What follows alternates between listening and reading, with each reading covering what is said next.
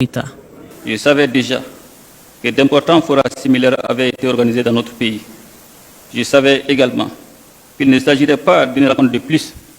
Le choix de notre peuple était sans détour. Il s'agissait, pour nous, de capitaliser toute la mémoire institutionnelle en la matière et de jeter les bases d'un essor certain de notre système éducatif.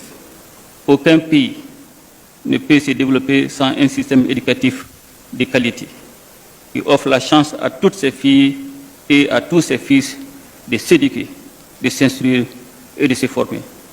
Nous sommes également conscients des nombreux défis qui se posent au système éducatif du Mali. Nous savons aussi que ces défis sont énormes et cependant, ils ne sont pas insurmontables. Le devoir de génération nous fait donc obligation de les relever ensemble. Le Mali a opté pour la valorisation des langues nationales en les officialisant. Et cette valorisation passe par le secteur de l'éducation en apprenant nos langues nationales à la jeune génération avec des programmes spécifiques. Un retour aux sources que le président Goïta appelle la mise en relief du savoir local. Nous avons fait le choix d'offrir à nos langues un nouveau statut, les hissant au niveau des langues officielles. Une loi organique sur les conditions et les modalités d'emploi de ces langues est en cours de finalisation. Elles seront désormais utilisées dans le processus d'enseignement, d'apprentissage. C'est l'occasion pour nous de valoriser et de décomplexer les savoirs locaux. Nous avons prouvé à suffisance que le peuple malien n'a rien à envier au reste du monde en matière de savoir. C'est donc à un changement de paradigme que nous invitent vos recommandations. Le Mali nouveau s'appuie sur son riche passé et s'ouvre aux promesses de l'avenir grâce aux ressources inestimables de la révolution technologique. La création récente du Centre d'intelligence artificielle et de robotique est témoin de notre choix stratégique en la matière.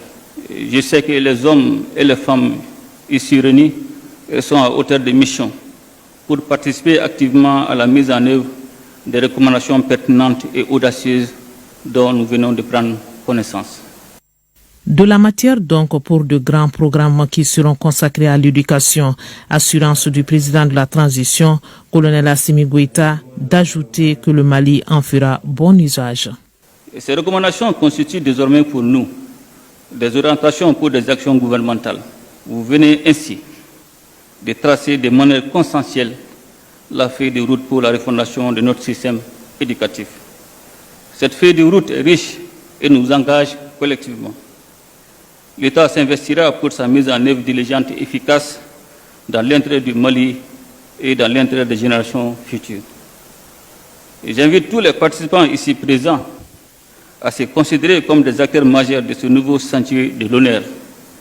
Le peuple souverain du Mali a décidé de la refondation de son éducation. Offrir une éducation et une formation qui répondent aux besoins de notre économie, c'est jeter les bases du développement de notre pays. Personne ne peut rester en marge d'une si belle et si noble mission. Vous avez la chance historique d'apporter votre aide à l'édifice commun, à remplir votre devoir de génération. Je sais que je peux compter sur vous, sur votre énergie et votre dynamisme. Terrain balisé donc pour une école refondée avec 9 piliers au lieu de 4 habituels, dont le premier consiste à apprendre à l'apprenant à être soi-même à travers l'éducation aux valeurs culturelles et aux savoirs endogènes.